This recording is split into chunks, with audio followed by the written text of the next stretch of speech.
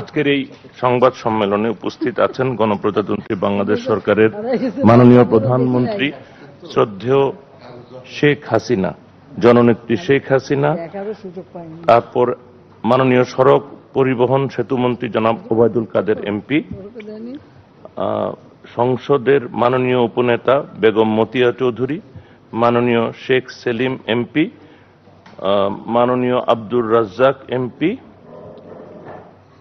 Ambassador at large জনাব জিয়াউদ্দিন, পররাষ্ট্রমন্ত্রী doctor Hasan Mahmud, মাননীয় প্রধানমন্ত্রীর বেসরকারি শিল্প ও বিনিয়োগ বিষয়ক উপদেষ্টা জনাব সালমান ফজলুর রহমান এমপি, মাননীয় ডাক, টেলিযোগাযোগ, তথ্য প্রযুক্তি প্রতিমন্ত্রী জনাব জুনায়েদ আহমেদ পলক এমপি, মাননীয় বাণিজ্য প্রতিমন্ত্রী জনাব আহসানুল ইসলাম টিটু এমপি, প্রিন্ট ও ইলেকট্রনিক মিডিয়ার বিশিষ্ট ব্যক্তিবর্গ, বাংলাদেশ আওয়ামী লীগের সম্মানিত নেতৃবৃন্দ, সাংবাদিক বৃন্দ, ক্যামেরা পার্সন ও ফটোগ্রাফার বৃন্দ, শুভ সকাল। আমাদের এই অনুষ্ঠানটা তো সরাসরি সম্প্রচার হচ্ছে বাংলাদেশ টেলিভিশনে, বেতারে এবং অনেকগুলি বেসরকারি টেলিভিশন চ্যানেলে এবং কিছু ফেসবুক পেজেও লাইভ হচ্ছে। আমরা এই অনুষ্ঠান শুরু করব এবং শুরু করার সময় এই অনুষ্ঠানের একটা রেওয়াজ আছে, সবাইকে একটা অনুরোধ করার যেন সবাই একটি প্রশ্ন করেন এবং পরিচয়টা দিয়ে প্রশ্নটা করেন। আরো সাধারণত অনুরোধ করা হয় যে আমাদের যারা ইয়াং রিপোর্টার আছেন তাদেরকে একটু অগ্রাধিকার দেওয়ার আমি সুপারিশ করি, কারণ তাদের জন্য এটা একটা এক্সপেরিয়েন্স। তো আমি সেই দিকে বিবেচনা করে আমি বলবো, আপনাদের মধ্যে কেউ যেই প্রথমে শুরু করতে চান একটু হাত তুললে সেভাবে মাইক্রোফোনটা দিয়ে দেওয়া হবে। ও আই এম সো সরি।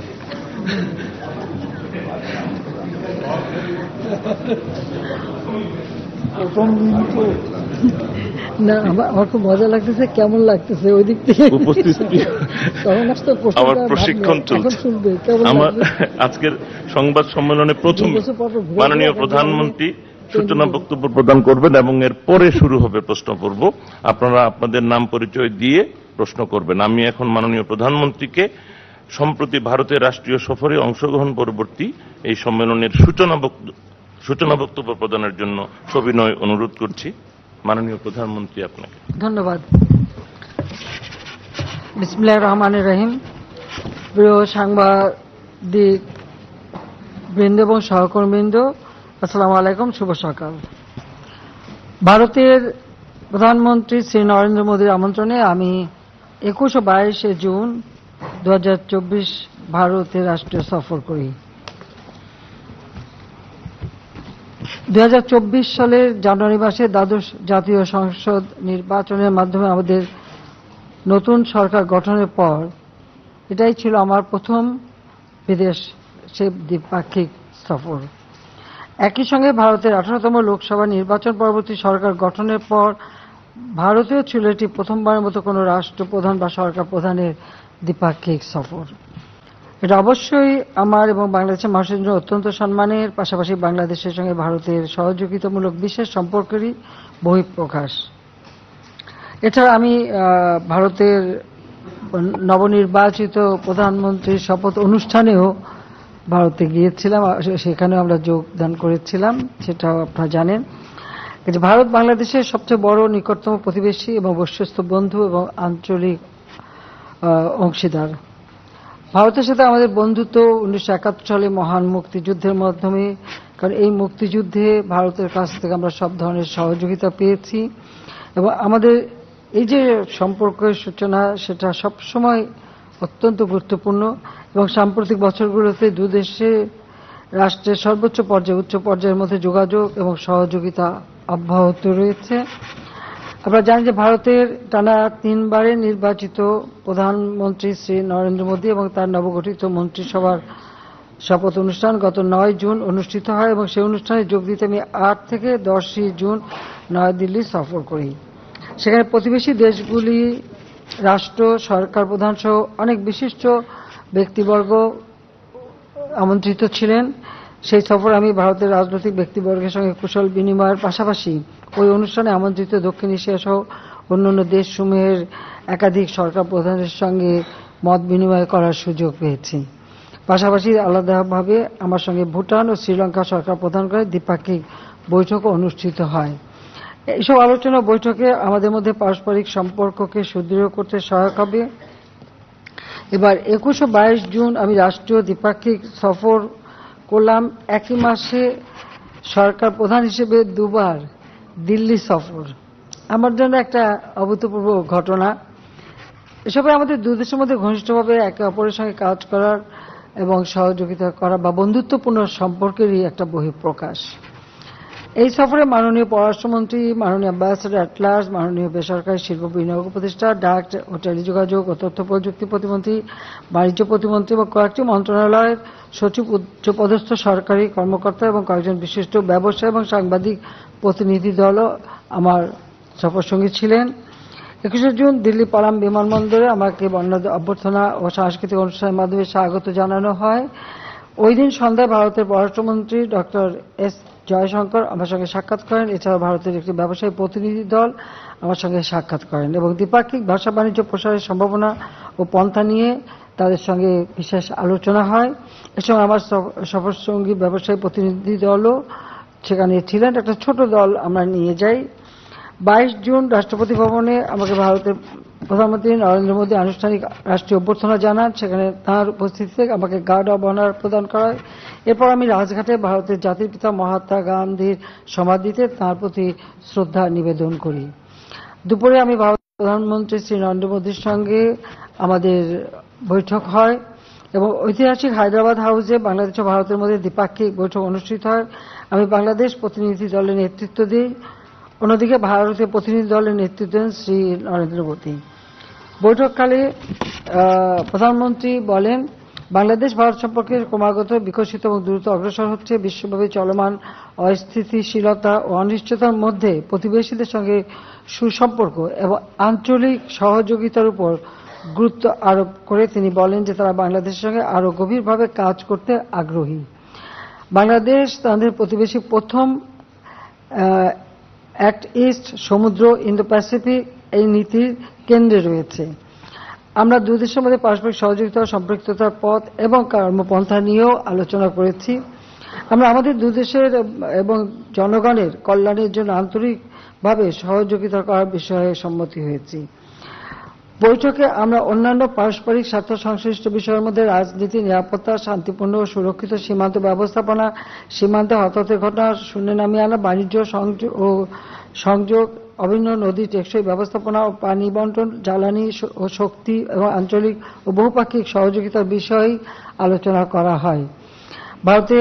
আমি ভারতের প্রধানমন্ত্রী শ্রী নরেন্দ্র মোদীকে তার সুবিধাজনক সময়ে বাংলাদেশে সফরের জন্য আমন্ত্রণ জানিয়েছি। বৈঠক শেষে উভয় দেশের মধ্যে 5টি নতুন সমঝোতা স্মারক স্বাক্ষরিত ও বিনিময় হয়, 3টি নবায়িত সমঝোতা স্মারক স্বাক্ষরিত বিনিময় হয়। এছাড়া 2টি রূপকল্প ভিশন স্টেটমেন্ট স্বাক্ষরিত বিনিময় হয়। বৈঠকে ভারতের কাজের ক্ষেত্র হিসেবে 13টি যৌথ কার্যক্রমের ঘোষণাও দেওয়া হয়, যার আলাদা তালিকা আপনাদের কাছে দেয়া আছে, ওটা পরে সময় নষ্ট করলাম না। গুরুত্বপূর্ণ দিকসমূহ হচ্ছে উভয় দেশের শান্তিপূর্ণ সমৃদ্ধ ভবিষ্যৎ নিশ্চিতকরণে একটি রূপকল্প ঘোষণা ভিশন স্টেটমেন্ট গ্রহণ করেছে, পাশাপাশি ডিজিটাল অংশীদারিত্ব ডিজিটাল পার্টনারশিপ এবং টেকসই ভবিষ্যতের জন্য সবুজ অংশীদারিত্ব green partnership for sustainable future বিষয়ক 2টি সমন্বিত রূপকল্পকে সামনে রেখে কাজ করতে আমরা দুপক্ষই সম্মত হয়েছি। রেল যোগাযোগ, সামুদ্রিক সহযোগিতা, সুনীল অর্থনীতি, তথ্য প্রযুক্তি খাতে সহযোগিতা, স্যাটেলাইট ও সামরিক শিক্ষা সহযোগিতা বিষয়ে 5টি সমঝোতা স্মারক স্বাক্ষর হয়েছে। রেল যোগাযোগ সমঝোতা স্মারকের মাধ্যমে বাংলাদেশের সঙ্গে ভারতের বিভিন্ন শহর সহ নেপাল ও ভুটানের সঙ্গে যাত্রী ও পণ্যবাহী রেলের যোগাযোগ স্থাপিত হবে। স্বাস্থ্য ও ঔষধ খাতে সহযোগিতা, দুর্যোগ মোকাবেলা, সহনশীলতা, প্রশমন এবং মৎস্য ক্ষেত্রে সহযোগিতার জন্য 3টি সমঝোতা স্মারক নবায়ন করা হয়েছে। এছাড়া এই সফরে দুই দেশের মধ্যে গৃহীত কিছু কার্যক্রমের ঘোষণা প্রদান করা হয়, যেমন গঙ্গা নদীর পানি বন্টন চুক্তি নবায়ন ও বাংলাদেশের তিস্তা নদীর ব্যবস্থাপনা ও পানি সংরক্ষণের প্রকল্পে ভারতের সহায়তার ব্যাপারে আমরা আলোচনা করেছি। তবে এর সঙ্গে দীর্ঘদিন ধরে নিষ্পত্তি না হওয়া তিস্তা পানি ভাগাভাগি কোনো সম্পর্ক না। আমরা গোটা আমাদের যে তিস্তা প্রজেক্ট, সেই তিস্তা প্রজেক্টটাই আমরা ভারতের সহযোগিতায় করব এবং সে বিষয়ে আমরা আশ্বাস পেয়েছি।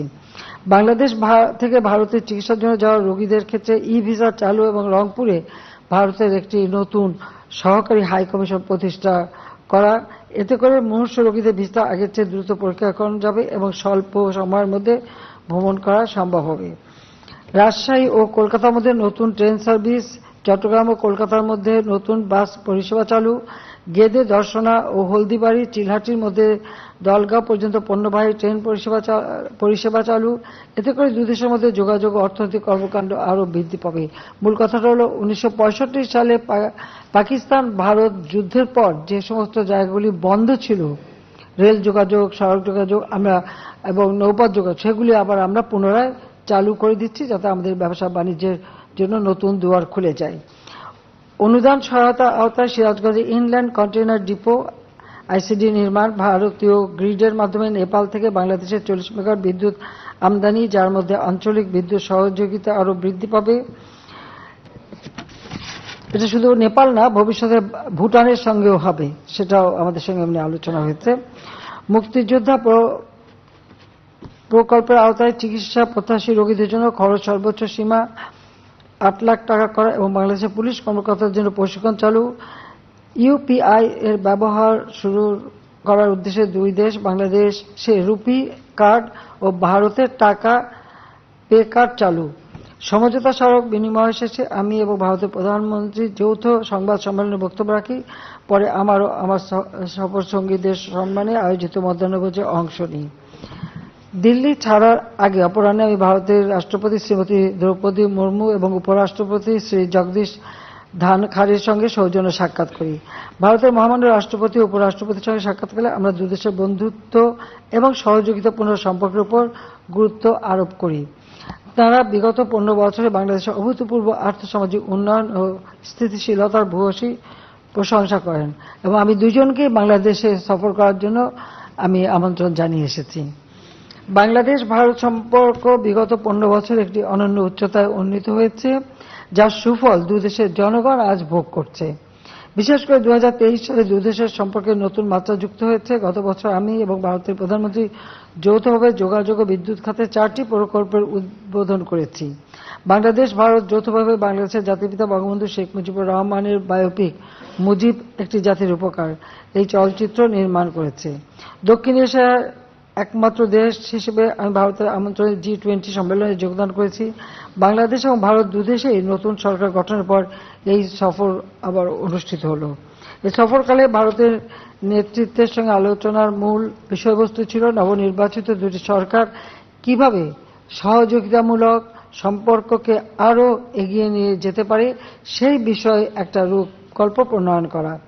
যেহেতু নতুন সরকার গঠনের মাধ্যমে ঢাকা ও দিল্লি নতুনভাবে পথ চলা শুরু করেছে, এর ধারাবাহিকতায় রূপকল্প 2041, ভিশন 2041 এবং স্মার্ট বাংলাদেশ প্রতিষ্ঠা এবং ভারতের বিকশিত ভারত 2047, বিকশিত ভারত 2047 নিশ্চিত করার জন্য ভবিষ্যৎ কর্মপন্থা নির্ধারণ করার ব্যাপারে আমরা আলোচনা করেছি।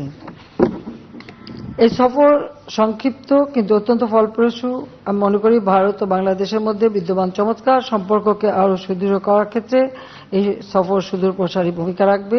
সে সাথে আমি বিজেপির নেতা আদবানি সাহেব যখন এই প্রথম ওই সফরে যাই, মানে যখন আমি শপথ গ্রহণ অনুষ্ঠানে যোগ দিতে যাই, সেই সময় আমি আদবানি সাহেবের বাসায় যাই, তাকে আমি দেখে আসি, কারণ আমি পূর্ব থেকে তার পরিচিত ছিলেন। আবার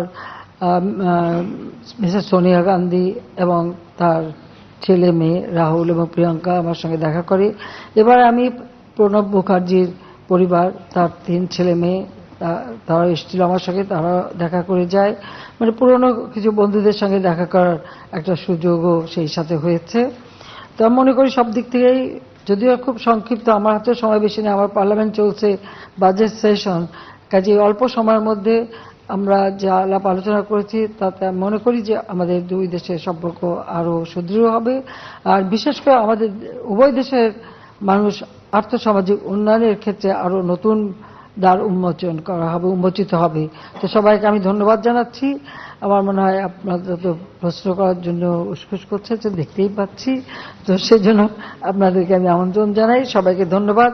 জয় বাংলা, জয় বঙ্গবন্ধু, বাংলাদেশ চিরজীবী হোক। মাননীয় প্রধানমন্ত্রী, আপনাকেও ধন্যবাদ। এখন আমি প্রশ্নের জন্য আহ্বান করছি। বলেন, কি বলবেন? মাননীয় প্রধানমন্ত্রী, আসসালামু আলাইকুম। মাননীয় প্রধানমন্ত্রী, আসসালামু আলাইকুম। আমি শামীমা আক্তার, স্পেশাল করেসপন্ডেন্ট, দেশ টিভি। মাননীয় প্রধানমন্ত্রী, শুরুতেই আমি আপনাকে অভিনন্দন জানাচ্ছি। আজকে 25শে জুন পদ্মা সেতু উদ্বোধনের 2য় বর্ষপূর্তি হচ্ছে।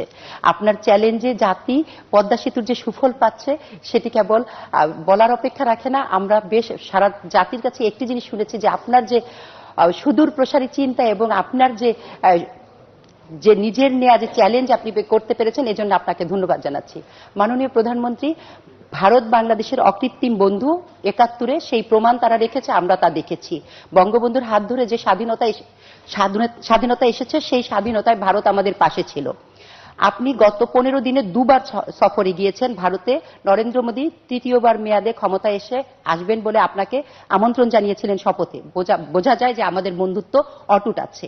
এরপর আপনি গিয়েছেন এবং আমরা সবাই জানি বাংলাদেশের মানুষের রেল হচ্ছে আবেগের জায়গা। বাংলাদেশ স্বাধীনতার আগেও বিভিন্ন সীমান্ত দিয়ে রেল যোগাযোগ ছিল, আবারও রেলের একটি চুক্তি হয়েছে এবং এই নিয়ে সোশ্যাল মিডিয়ায় ব্যাপকভাবে সমালোচনা হচ্ছে। আপনি যদি এই কানেক্টিভিটির ফলে বাংলাদেশ কিভাবে সুফল পাবে সেই বিষয়টি একটু পরিষ্কারভাবে বলতেন, তাহলে আমরা। ধন্যবাদ। যোগাযোগ চালু হতে সমালোচনা হচ্ছে কেন? সোশ্যাল মিডিয়ায় মানুষ সমালোচনা করছে যে এই করিডোরের কথা বলছে এবং সবসময় বলে যে ভারতকে বাংলাদেশ বিক্রি করার একটি ষড়যন্ত্র চলে। এই দেশের মানুষের যারা সবসময় অপপ্রচার চালায় তাদের একটি মুখরোচক গল্প, সেই গল্পের আমরা পরিষ্কারভাবে। আমার একটা প্রশ্ন আছে, যে বিক্রিটা তাহলে ওজনটা কিসে মাপছে? কোনো কিছু বিক্রি হলে তো ওজন মাপা হয় না। এখন তো অবশ্যই ইলেকট্রনিক মেশিন আছে, আগে তো দাড়ি পাল্লায় হতো। তো কিসে মেপে বিক্রি হচ্ছে, আর বিক্রিটা হয় কিভাবে? বাংলাদেশ স্বাধীন দেশ, মুক্তিযুদ্ধ করে আমরা স্বাধীনতা অর্জন করেছি, এবং যারা সমালোচনা করে তাদের জানা উচিত সারা পৃথিবীতে একটি মাত্র মিত্র শক্তি যারা মুক্তিযুদ্ধের সময় আমাদের মুক্তিযোদ্ধাদের সাথে কাঁধে কাঁধ মিলিয়ে নিজেদের রক্ত ঢেলে দিয়ে এই দেশ স্বাধীন করে দিয়েছে। আমাদের সমস্ত মুক্তিযোদ্ধারা সেখানে ট্রেনিং পেয়েছে। পৃথিবীর যে কোনো দেশ যারাই কোনো যুদ্ধে মিত্রশক্তির সঙ্গে সহযোগিতা করেছে বা মিত্রশক্তি তাদের এসে সাহায্য করেছে, তারা কিন্তু সেই দেশ থেকে কোনদিন ফেরত যায়নি। এখনো জাপানে আমেরিকার সৈন্য, জার্মানিতে রাশিয়ান সৈন্য সহ এরকম পৃথিবীর বিভিন্ন দেশ দেখলে সে দৃষ্টান্ত পাওয়া যাবে। এখানে ভারত কিন্তু ব্যতিক্রম। তারা মিত্রশক্তি হিসেবে আমাদের পাশে থেকে যুদ্ধ করে এসেছে, কিন্তু যখনই জাতিপিতা বঙ্গবন্ধু শেখ মুজিব চেয়েছেন যে তারা দেশে ফিরে যাক, ভারতের তদানীন্তন প্রধানমন্ত্রী শ্রীমতী ইন্দিরা গান্ধী সঙ্গে সঙ্গে সেটা রাজি হয়েছেন এবং তাদেরকে ফেরত নিয়ে গেছেন। তারা যে যুদ্ধের সরঞ্জামাদি সবকিছু নিয়েই কিন্তু এসেছিল, এখানে যুদ্ধ করেছিল। পাকিস্তানি হানাদার বাহিনী সারেন্ডার করেছিল তাদের কাছে, কিন্তু আমরা কিন্তু স্বাধীন সার্বভৌম রাষ্ট্র পেয়েছি, কারণ তারা কিন্তু ভারতীয় সেনাবাহিনী প্রত্যাহার করে নিয়েছে। এরপরে যারা কথা বলে যে ভারত বিক্রি হয়ে যাবে, এরপর বিক্রিটা হয় কিভাবে, সেটাই তো আমার প্রশ্ন। আসলে যারা এটা বলে তারা নিজেই ভারতের কাছে বিক্রি করা। কারণ আমরা তো দেখেছি যখন মিলিটারি ডিক্টেটর এসেছে, জিয়া, এরশাদ, খালেদা জিয়া উপর দিয়ে ভারত বিরোধী কথা বলেছে, আর ভারতে যেয়ে তাদের পা ধরে বসে থেকেছে। এগুলো আমার নিজের দেখা জানা। কাজে এই ধরনের কথা বলার কোনো অর্থ হয় না। আমাদের স্বাধীন সার্বভৌম দেশ, যত ছোট হোক, এটা আমাদের সার্বভৌম দেশ। আর সেই সার্বভৌমত্ব রক্ষা এবং সক্রিয়তা বজায় রেখেই আমরা বন্ধুত্বপূর্ণ সম্পর্ক রেখেই কাজ করছি। আজকে এই যে আমরা সমস্ত যোগাযোগ ব্যবস্থা খুলে দিলাম, তাদের সবথেকে বেশি লাভবান তো আমাদের দেশের মানুষ। তাদের যোগাযোগ কোথায় যেতে হয়, চিকিৎসার জন্য যায়, পড়াশোনার জন্য যায়, অন্যান্য কাজে যায়, হাটবাজার করতে যায়, আজমির শরীফে যায়, আবার বিভিন্ন জায়গায় যায়। তো আমাদের ব্যবসা বাণিজ্যের ক্ষেত্রটা তো আরো উন্মুক্ত হবে। যেখানে বিক্রি আমরা করি না, যারা কথা বলে তারা বাঁচার জন্য অথবা ওই ইউজ মি মানে ব্যবহার করুন আমাকে এই নিয়ে বসেই থাকে। এটা হলো বাস্তবতা। শেখ হাসিনা এই দেশকে বিক্রি করে না, কারণ আমরা এই দেশ স্বাধীন করেছি, এটা তাদের মনে রাখা উচিত। আর যে কষ্টটা আমরা ভোগ করছি সেটা আমরা জানি না। যারা বিক্রির কথা বলে ৭১ সালে তারা পাকিস্তানি দালালি করছে, আর কি করেছে?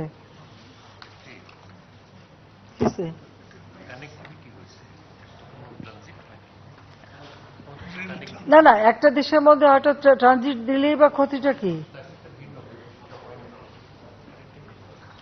আর রেল যেগুলি বন্ধ ছিল আমরা সেগুলি আস্তে আস্তে খুলে দিচ্ছি, তাতে আমাদের ব্যবসা বাণিজ্যে সহজ হচ্ছে, আমাদের ওই অঞ্চলের মানুষগুলি উপকৃত হচ্ছে, তাদের উৎপাদিত পণ্য বাজারজাত করার সুযোগ হচ্ছে, বা যে সমস্ত জিনিস আমাদের দেশে আনা সেগুলি আনার সুযোগ হচ্ছে। অর্থনীতিতে এটা বিরাট অবদান রেখে যাচ্ছে। আমরা বাংলাদেশে কি চারিদিকে দরজা বন্ধ করে বসে থাকবো? সেটা হয় না, কোনো দেশ পৃথিবীতে থাকে না। আজকে ইউরোপের দিকে তাকান, সেখানে কোনো বর্ডারই নাই, কিছুই নাই। তাহলে কি একটা দেশ আরেকটা দেশের কাছে বিক্রি করে দিয়েছে? একসময় নোম্যান্স ল্যান্ড ছিল। আমরা যখন ইউরোপ সফর করছি দেখেছি সবাই এক জায়গায় গাড়ি থেকে নামতে হয়েছে, পায়ে হেঁটে যেয়ে আবার মানে কাস্টম চেকিং করে আবার পায়ে হেঁটে উঠতে হয়েছে। এখন কিন্তু সেসব কিচ্ছু নাই, সব ঠিক আছে।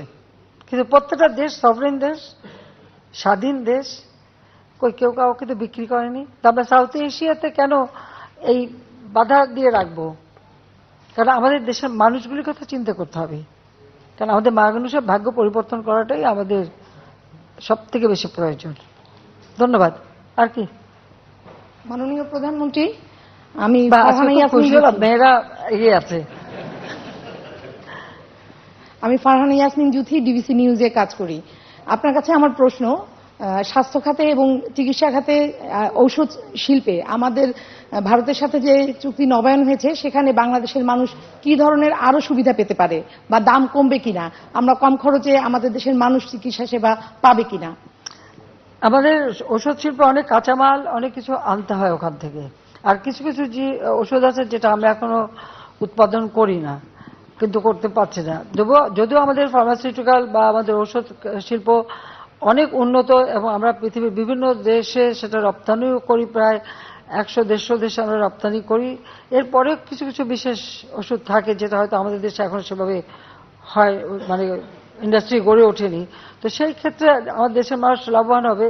আর আমাদের তো অনেকেই চিকিৎসা নিতে চলে যান, বা ভারতে অনেকেই চিকিৎসা নিতে যান, সেজন্য ভিসা সহজ করা সেটাও আমরা করে দিয়েছি। কাজে এদিক থেকে আমাদের সব থেকে বড় কথা যে আমরা তো এখন কেবল উন্নতির পথে এগিয়ে যাচ্ছি। তা আমরা যত বেশি বন্ধুত্বপূর্ণ সম্পর্ক রাখতে পারবো, আর যত বেশি আমাদের ব্যবসা বাণিজ্য আদান প্রদান হবে, তত বাংলাদেশি লাভবান হবে।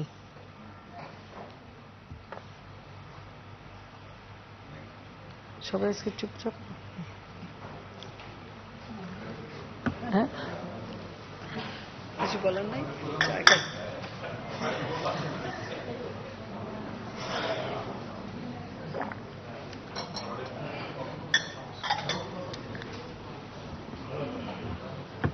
তুমি একটা স্ট্যান্ড মাইকও রেখে দিও, আর সবগুলি ওই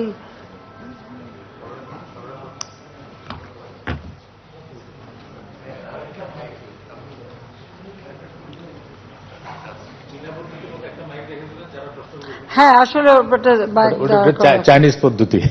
মাননীয় প্রধানমন্ত্রী, আপনাকে ধন্যবাদ। প্রথমে একটা অভিনন্দন জানাই আপনাকে। আপনি এই উপমহাদেশের সবচেয়ে বড় গণতান্ত্রিক রাজনৈতিক দলের সভাপতি হিসেবে তার ৭৫তম বার্ষিকী পালন করলেন। এই উপমহাদেশে আমি বলি যে কিছু দল আছে যেগুলি মানে জীবিত, আর যেগুলি আছে প্রাণে বেঁচে আছে। প্রাণে বেঁচে আসা অনেক দল আছে, কিন্তু আপনার দলটি জীবিত দল। তারা বিরোধী দলের ভূমিকা রাখে, সরকারি ভূমিকা রাখে, এবং একটি রাজনৈতিক দলের নেতৃত্বে একটি দেশ স্বাধীন হয়। আপনি আপনার জীবনে এইরকম একটি দলের প্লাটিনাম জুবিলিতে সব নেতৃত্ব দিলেন। এই দলের প্রতিষ্ঠাতাদের অন্যতম, এবং যার নেতৃত্বে বাংলাদেশ স্বাধীনতা পেল, সেই জাতির জনকের জন্মশতবার্ষিকী পালন করলেন, বা সেই বাংলাদেশের সুবর্ণ জয়ন্তী পালন করলেন। একজন নেতার জীবনে একসঙ্গে এতগুলি ঘটনা, রজত জয়ন্তী, সুবর্ণ জয়ন্তী পালন করেছি, দলের এই যে সুবর্ণ জয়ন্তী দল, এটা দুঃখিত। কাজে এটি একজন রাজনৈতিক নেতার জীবনে একসঙ্গে এতগুলি ঘটনা খুব কম দেখা যায়। আপনাকে, আপনার মাধ্যমে বাংলাদেশ আওয়ামী লীগের শীর্ষ থেকে তৃণমূল পর্যায়বদ্ধ যারা ত্যাগী আদর্শবাদী নেতা কর্মী আছেন তাদের সবাইকে শুভেচ্ছা জানাই। আমি আমার প্রথম প্রশ্নটা একটা অবজারভেশন, আমি জানি না দেখেছেন কিনা, গতকালকেই 24 তারিখে টাইম ম্যাগাজিনে ডক্টর ইউনূসকে নিয়ে একটা নিবন্ধ ছাপা হয়েছে, বিশাল নিবন্ধ ছাপা হয়েছে। চার্লি ক্যাম্পবেল নামে একজন সাংবাদিক এটা লিখেছেন, দীর্ঘ প্রবন্ধ। সেখানে নানান বিষয় আছে, প্রাসঙ্গিক বা অপ্রাসঙ্গিকভাবে আপনার নামও আছে সেখানে। এবং সেখানে একটা বলা হয়েছে বাংলাদেশ সরকার ডক্টর ইউনূসের বিরুদ্ধে all instrument of government use করছে তাকে ডিফেম করার জন্য। এটা আমি যদি আপনি না পড়ে থাকেন তাহলে মন্তব্য করার দরকার নাই, আমি আপনার নোটিসে শুধু আনলাম। আমার প্রশ্ন হলো দুইটি। একটি প্রশ্ন হচ্ছে আপনি ভারত সাপোর্ট করেছেন, একটি হচ্ছে তিস্তার নদীর পানি ভাগাভাগি, আরেকটা হচ্ছে তিস্তার নদীর ব্যবস্থাপনা। দুইটি অংশ, দুইটা আমরা গুলিয়ে ফেলি, একটা হলো পানির ভাগাভাগি, আরেকটা ব্যবস্থাপনা। নদীর ব্যবস্থাপনা নিয়ে চীনের একটা বড় প্রস্তাব আপনার সামনে আছে, ভারতের সঙ্গে আপনি কথা বলে আসলেন, এবং আপনি আসার পরদিনই দিল্লিতে ওব্রায়ন, তৃণমূল কংগ্রেসের যিনি রাজ্য বিধানসভার নেতা, তিনি প্রেস কনফারেন্সে বলেছেন যে কেন্দ্র সরকার এই বিষয়ে আমাদের সঙ্গে, পশ্চিমবঙ্গের সঙ্গে কোনো কথা বলে নাই।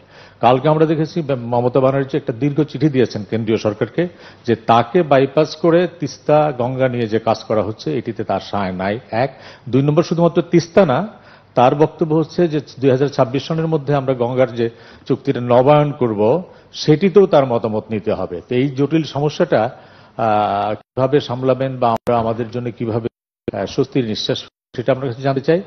দ্বিতীয় একটা অভ্যন্তরীণ প্রশ্ন হচ্ছে বাংলাদেশে ব্যাংকিং সেক্টর ব্যাংক দেওয়া হচ্ছে, আবার একীভূত করা হচ্ছে, থাকছে না, নানান ধরনের ব্যাংকিং সেক্টর নিয়ে কথা আছে। এখানে মাননীয় উপদেষ্টা মহোদয় আপনার অন্তত দুই অর্থমন্ত্রী আবার বলেছেন যে ব্যাংকের এই সকল বিষয় দেখবার জন্য একটা ব্যাংক সংস্কার কমিশন করা হবে। তা আপনার কি এই ব্যাংক সংস্কার কমিশন করার কোনো পরিকল্পনা আছে কিনা? ধন্যবাদ। আচ্ছা, প্রথম শুরু করি আমার সফর নিয়ে, যেহেতু আর পরে যেটা বললেন আপনি লেখাটা আমি দেখছি, ওটা পড়েছিও, তো ওটা নিয়ে দু একটা, যেহেতু মামলা চলছে আমি কোনো কমেন্ট করতে চাই না। তবে একটা প্রশ্ন তাদেরকে করতে পারেন যে হোক ইউরোপ হোক যে কোনো দেশে কেউ যদি বছরের পর বছর কি দেন, কি ব্যবস্থা সেই সরকার যদি ট্যাক্স ফাঁকি দেয় কি ব্যবস্থাটা তারা নেয়, তার উত্তর কিন্তু এরা দেয়নি। দ্বিতীয়, শ্রমিকদের অধিকার নিয়ে এত কথা হয়, কিন্তু সেই শ্রমিকদের ফান্ডের টাকা কেউ ব্যবসা করলে ব্যবসার 5% ওই ফান্ডে দিতে হয়। এবং সেই শ্রমিকদের অর্থ যদি কেউ মেরে খায়, না খায়, তাহলে পাওনাটা যদি না দেয় তার বিরুদ্ধে, তাহলে এরা কি ব্যবস্থা নেবে, কি ব্যবস্থা নেবে? ইউনূসের বিরুদ্ধে আমরা বা আমাদের গভর্নমেন্টকে লাগেনি, বরং আপনাদের মনে আছে একটা কথা, গ্রামীণ ব্যাংকটা তৈরি করেছিল জেনারেল এরশাদ সাহেবের আমলে। একজন এমডি খোঁজা হচ্ছিল, তখন ডক্টর ইউনূসকে এনে সেই ব্যাংকের এমডি করা হয়। এই ব্যাংক কিন্তু তার নিজের করা না, সে সেখানে এমডি হিসেবে চাকরি করত, একজন এমডি হিসেবে চাকরি করতেন এবং বেতন তুলতেন। এটা আর গ্রামীণ ব্যাংকটা হচ্ছে সরকারের সংবিধিবদ্ধ সংস্থা, ওই টাকা বেতন সব কিন্তু সরকারের পক্ষ থেকেই দেওয়া হতো। সরকার কেউ বাইরে গেলে জিও নিয়ে যেতে হতো। সেই চাকরিরত অবস্থায় হ্যাঁ সেটাকে তিনি নিজে করি এমনভাবে প্রচার করছেন যে ওটা যেন ওরা নিজেরই করা। ওই ব্যাংকের আইনে ছিল যে 60 বছর বয়স পর্যন্ত একজন এমডি থাকতে পারে চাকরিতে, 60 বছরের উপরেও আরো 10 বছর সে বিনা মানে আইন ভঙ্গ করেই ছিল। যখন বাংলাদেশ ব্যাংক এই জিনিসটা তার নজরে আনে এবং তাকে আমাদের তখন অর্থমন্ত্রী আমাদের মুহিত সাহেব এবং আমার পররাষ্ট্র উপদেষ্টা গওহর রিজভী সাহেব তাকে রিকোয়েস্ট করেছিলেন যে আপনার তো বয়স হয়ে গেছে, ইতিমধ্যে 10 বছর বেশি আপনি ইলিগালি এখানে আছেন, আপনি এখানে উপদেষ্টা হিসেবে থাকেন, কিন্তু তিনি এমডি পদ ছাড়বেন না, এমডি পদ তাকে রাখতেই হবে। এবং ডক্টর ইউনূস কিন্তু আমাদের সরকারের বিরুদ্ধে, অর্থমন্ত্রীর বিরুদ্ধে এবং গভর্নর বাংলাদেশ ব্যাংকের বিরুদ্ধে 2টা মামলা করেন। এ কথাটা তো সেই পত্রিকালারা লেখেনি। দুটো মামলা করে এবং দুটো মামলায় হেরে যায়। কারণ হেরে যায় এই কারণে যে সেখানে কিন্তু মামলা কিন্তু কখনো সরকার করেনি, আর এখনো তার বিরুদ্ধে যে মামলা এটা কিন্তু সরকার করেনি। গ্রামীণ ফোনের ব্যবসাটা আমি তাকে দিয়েছিলাম, এটাও মনে রাখা উচিত। গ্রামীণ ফোনের ব্যবসাটা তাকে আমি দিয়েছিলাম, কারণ গ্রামীণ ব্যাংক তার আমলে প্রায় ক্লাপস করে যাচ্ছিল। তখন আমার সরকার, আমি নিজে প্রথমে 100 কোটি টাকা, এরপরে 200 কোটি টাকা, তারপরে আরো 100 কোটি টাকা, এই 400 কোটি টাকা গ্রামীণ ব্যাংকে আমরা সরকারের পক্ষ দিয়ে ব্যাংকটাকে চালু রাখতে তাকে সহায়তা করি। তখন উনি প্রস্তাব দেন যে এই গ্রামীণ ফোন, একটা ফোনের ব্যবসাটা পেলে এর যে প্রফিটটা হবে সেটা গ্রামীণ ব্যাংকে জমা হবে এবং সেটা দিয়ে ব্যাংক চলবে। তাকে জিজ্ঞেস করা উচিত আজ পর্যন্ত ওই গ্রামীণ ফোনের 1টি টাকাও গ্রামীণ ব্যাংককে দেওয়া হয়েছে কিনা। দেওয়া কিন্তু হয়নি। শুধু এখানেই না, গ্রামীণ ব্যাংকের জন্য অনেক বিদেশ থেকে অনেক সময় অনেক অনুদান এসেছে, তার কয়টা টাকা গ্রামীণ ব্যাংকে গেছে? প্রতিটি সময় ওটা দিয়ে নতুন একটা ব্যবসা খুলে নিয়ে গেছে, ব্যবসা করেছেন, কিন্তু কোনো ট্যাক্সই দেননি। এবং সে যে ট্যাক্স ফাঁকি দিয়েছে এটা তো তার নিজেই প্রমাণ করেছেন। কারণ তার বিরুদ্ধে যখনই মামলা হয়েছে, এটা বিদেশের নিয়ম আছে, যখনই মামলা হয়েছে তখন তিনি কিছু টাকা শোধ দিয়ে বসে আছে। তো যখনই কিছু টাকা শোধ দিল তো প্রমাণ হয়ে গেল যে সে ট্যাক্স ফাঁকি দেয়। এমনকি ওই টেলিডর মানে গ্রামীণ ফোন, সেখান থেকেও কয়েক দফা তার কাছ থেকে এভাবে টাকা আদায় করা হয়েছে।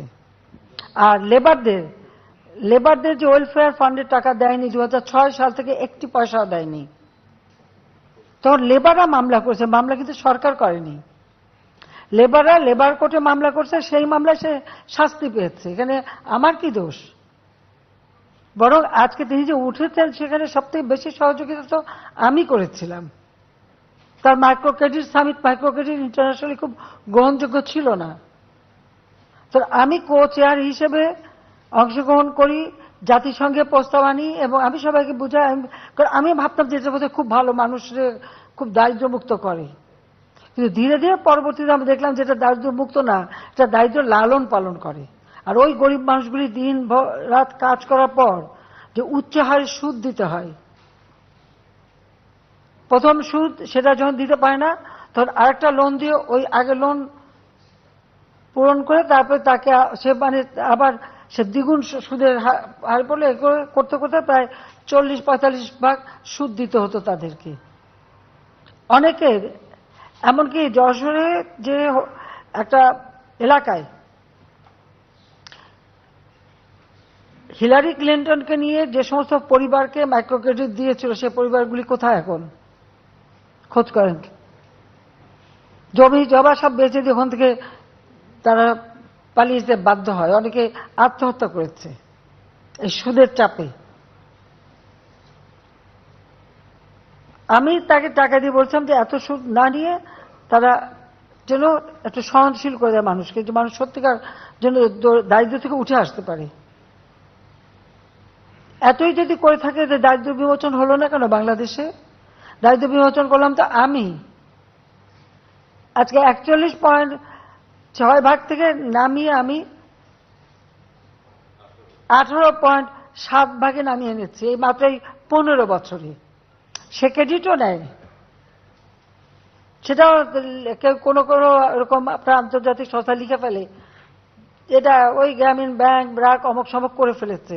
তো আমার প্রশ্ন যে আওয়ামী লীগ শেখ হাসিনা ক্ষমতা আসার আগে কত দারিদ্র্যের হার ছিল আর শেখ হাসিনা আসার পরে কত কমেছে সেটা একটু হিসাব করে বলুক না। মাথাপিছু আয় কত ছিল, এখন কত বেড়েছে? গৃহহীন ভূমিহীন মানুষের সংখ্যা কত ছিল আর এখন কত কমেছে সেটা লিখুক। আবার লিখেছে ওখানে কি নোবেল প্রাইজের জন্য নাকি তার সাথে আমার সাথে কারো দ্বন্দ্ব নেই, আর আমি জীবনেও নোবেল প্রাইজের জন্য আমার কোনো আকাঙ্ক্ষাও নাই। কারণ আমার লবিস্ট রাখার মতো টাকাও নেই, পয়সাও নেই, আর আমি কখনো ওটা চাইনি। হ্যাঁ, পার্বত্য চাপ শান্তি চুক্তি হওয়ার পরে শুধু আমার দেশ না, দেশে বিদেশে অনেক নোবেল আমার জন্য লিখেছে, আমি তো কখনো তদবির করতে যাইনি, কারো কাছে বলতেও যাইনি। আমি তো কি পেলাম না পেলে ওটা নিয়ে আমি কখনো, ওগুলো আমার মাথার মধ্যেও নেই। এখন শান্তি, এখন যিনি অর্থনীতি নিয়ে কাজ করলেন, ব্যাংকের একজন এমডি, সে যখন একটা নোবেল প্রাইজ পায়, তার সাথে আমি কন্টেস্ট করতে যাব কেন? পার্বত্য চট্টগ্রাম শান্তি চুক্তি আমি করেছি। পৃথিবীতে যত শান্তি চুক্তি হয়েছে খুঁজে বের করেন। শান্তি চুক্তি হয়েছে, কয়েকটা অস্ত্রধারী আত্মসমর্পণ করেছে। আমি পার্বত্য চট্টগ্রামে শুধু শান্তি চুক্তি করিনি, 1800 জন তাদের অস্ত্রধারী ক্যাডার, তারা আমার কাছে অস্ত্র সারেন্ডার করেছে। আমি তাদের সকলকে সামাজিকভাবে আর্থিকভাবে পুনর্বাসন করেছি।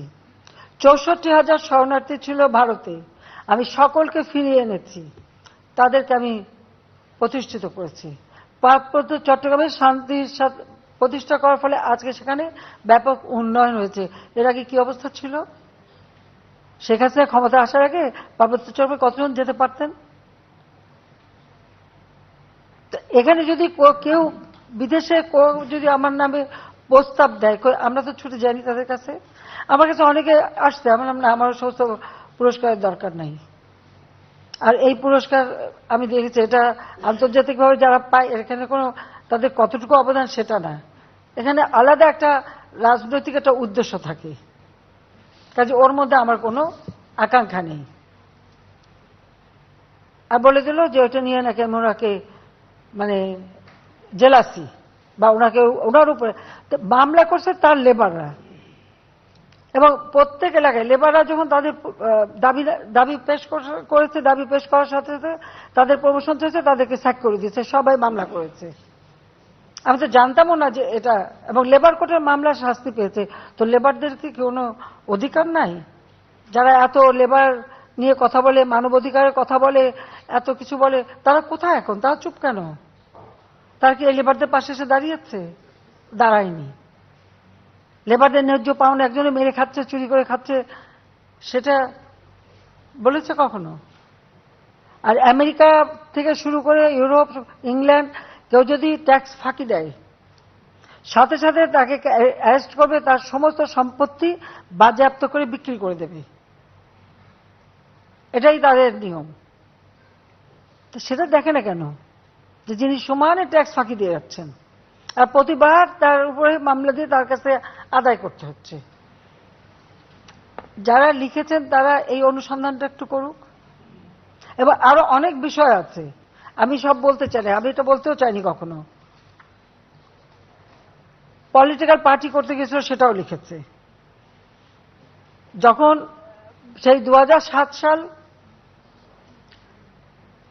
তখন পলিটিক্যাল রাজনৈতিক দল করতে গেল, তাহলে ব্যর্থ হলো কেন? রাজনৈতিক দল করতে পারলো না কেন? সে যদি গ্রামের মানুষকে এত কিছু দিয়ে থাকে, তো সেই মানুষগুলো তো তার জন্য ঝাঁপিয়ে আসবে, আসবে না? আসেনি কেন? কারণ সুদের চাপে তারা মৃতপ্রায় ছিল, অসুস্থ, তারা সেই জন্য তাকে কেউ সাড়া দেয়নি। সেখানে সে ব্যর্থ হয়েছে, তো সে দায়িত্ব কি আমার? আমি তো এখন জেলে। আমাকে অ্যারেস্ট করার পরে তিনি তো ক্যাটকার সরকার এবং প্রেসিডেন্টকে AA+ দিয়ে আসছে। আমার বিরুদ্ধে একটার পর একটা মামলা। আমি তো বলছি, আমি যখন বিদেশে আমার বিরুদ্ধে খুনের মামলা দেওয়া হয়েছিল, যখন আমি শুনছি আমার বিরুদ্ধে মামলা, ওয়ারেন্ট, আমি বলছি আমি এখনই দেশে ফিরে যাব, দেশে ফিরে যাব এবং আমি মামলা মোকদ্দমা। তখন আমাকে দেশে আসতে দেবে না। আমি তো জোর করে এসেছি। আমার সাথে তো এই তুলনা করা যায় না। তিনি একটা ব্যবসায়ী, যে তার কথা বেঁচে খায়। এখন আরেকটা প্রশ্ন আমার, আমি কখনো কিছু বলিনি এ পর্যন্ত, এই যে বিদেশে বিদেশে এত বিনিয়োগ করে বেরিয়েছে, টাকাটা কোত্থেকে আসছে? কার টাকা? কিভাবে কামাই করেছে এই টাকাটা? এটা বিনিয়োগ কিভাবে হলো? সে প্রশ্নটা কি কেউ করেছে কখনো? কাদের টাকা? সে জবাবটা দিক।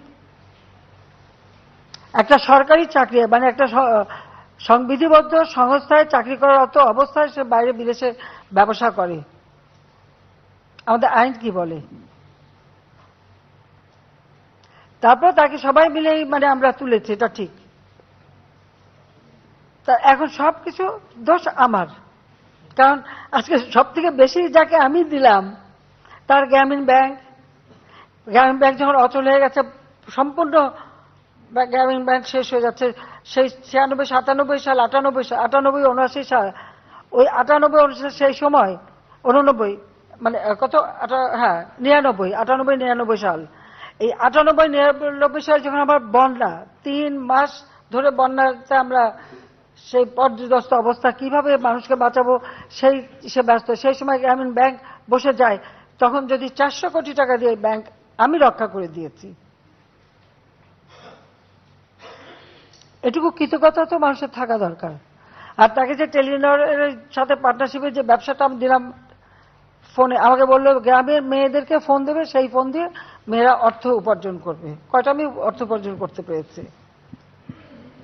নিজের ফোন দিয়ে বিল ক্লিন্টন হিসাবে মহিলাদের এনে বসিয়েছে, যা শিখেছে তাই তারা বলে দিয়ে বলছে স্যার কই, স্যারের ফোনটা ফেরত দিতে হবে। তা আমি জিজ্ঞেস করলাম যে আপনি যে বলে এটা আপনার ফোন, আমি ফোন কোথা থেকে পাবো? আমেরিকান এম্বাসিতে অনুষ্ঠান হয়েছিল, যারা অনেক সাংবাদিক যারা ছিলেন নিশ্চয়ই মনে থাকার কথা। এই তো জিনিস, তো এই জিনিস আমি আর কি বলবো। আর সব থেকে বেশি যে করে তার বিরুদ্ধে এখন উনি জিবাদ দিয়ে বেড়াচ্ছেন। ওনার সঙ্গে ওনাকে যে ওনার আমার জেলাসি করার কি আছে? সে আসুক না, মাঠে আসুক, চলুক আমার সাথে। আমেরিকা ডিবেট হয় না, চলুক না, আসুক, কথা বলবো। সব থেকে বেশি আজকে আর্থিক সুবিধা থেকে সবকিছু পেয়েছে তো আমার হাত থেকে। ওয়াশিংটনে তার মাইক্রো ক্রেডিটে কেউ অংশগ্রহণ করে না, আমি গেছি সেখানে, হিলারি ক্লিন্টন এসছে, কুইন সোফি এসছে। হ্যাঁ, আমরা তাকে খুবই প্রমোট করেছি, এটা ঠিক। তার কথাটা হচ্ছে উপকারীরা বাগে খাক, যাতে উপকারটা স্বীকার করতে না হয়। এটাই তো বাস্তবতা। যা এখন ওনার পয়সা আছে, উনি লেখাচ্ছেন। এই যে কতজন নোবেল লয়েড সহ তাদের যে বিবৃতিটা, এই বিবৃতিটা কি বিবৃতি? এটা তো বিজ্ঞাপন।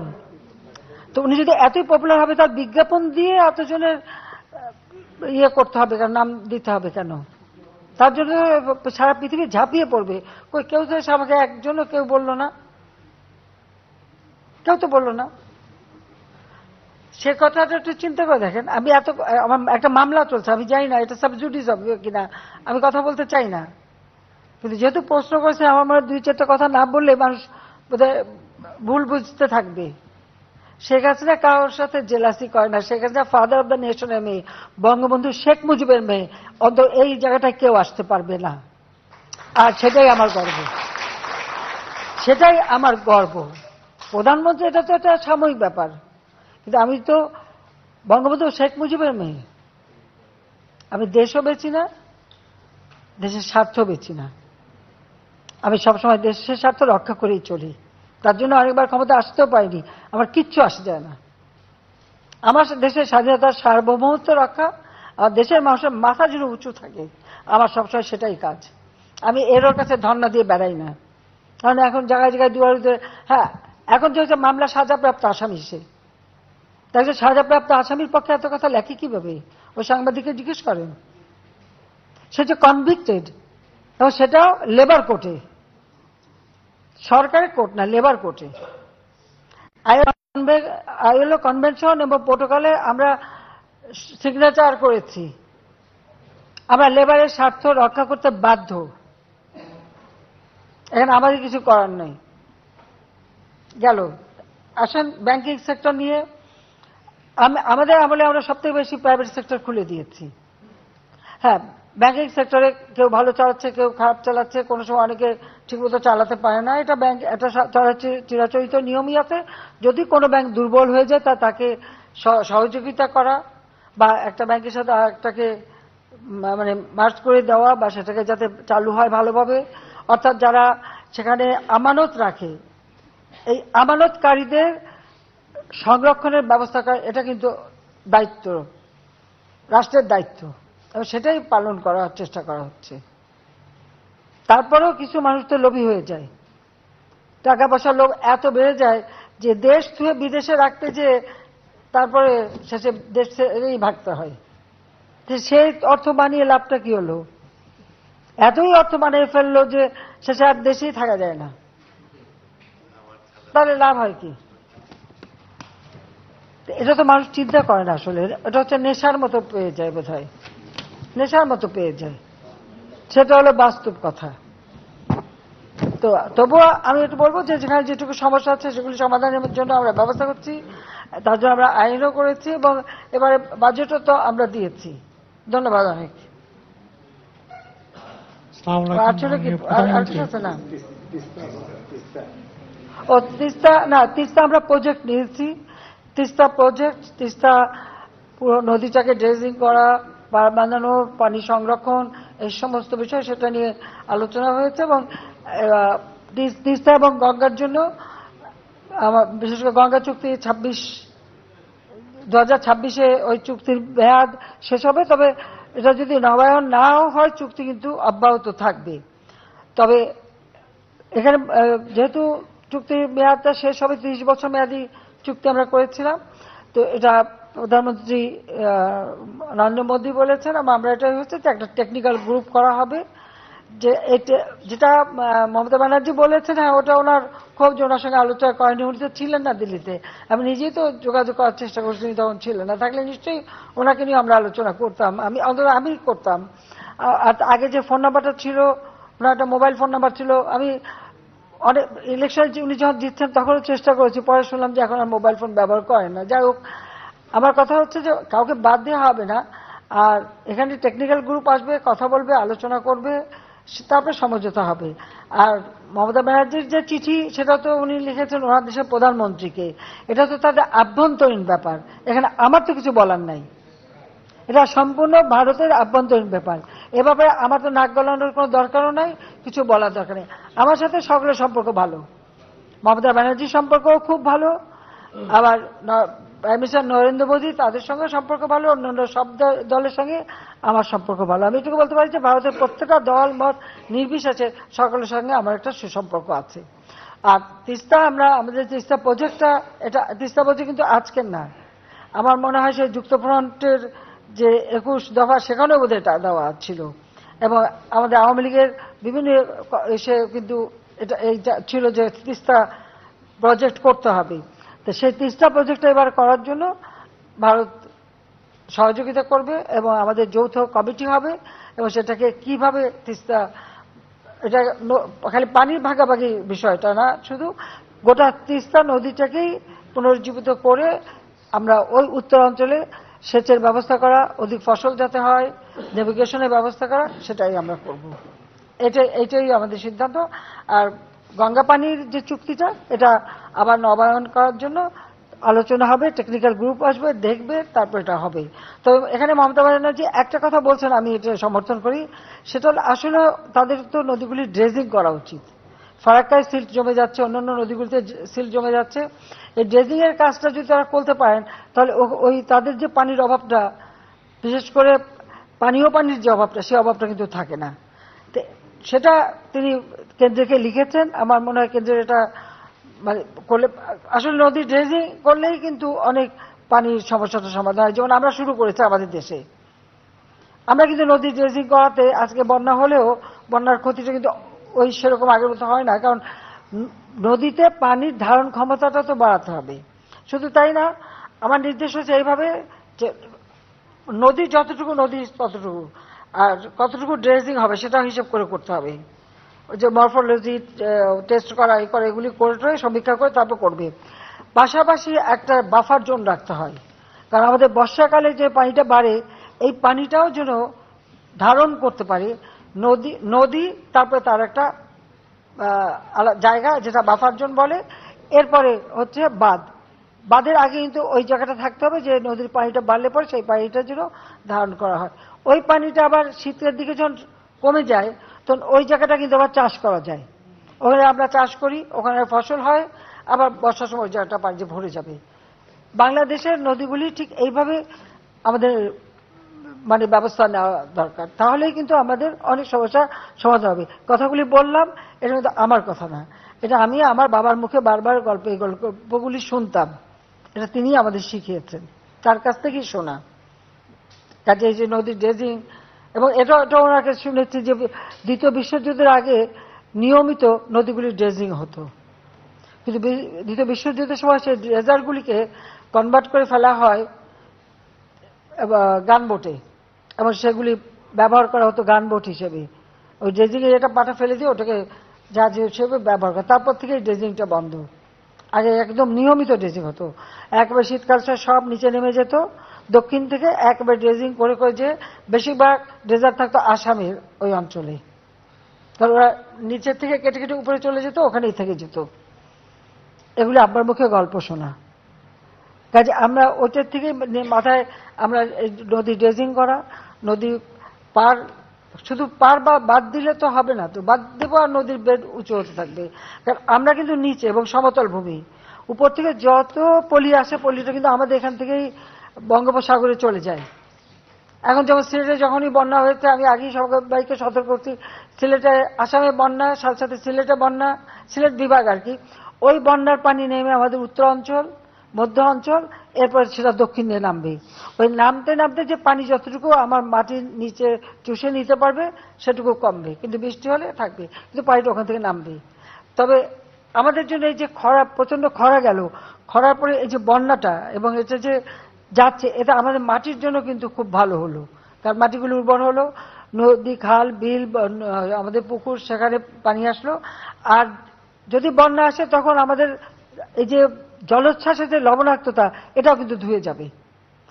ক্ষতিও যেমন আছে, খালি ক্ষতি ক্ষতি করে চিন্তা করলে হবে না, ভালো দিকটাও দেখতে হবে।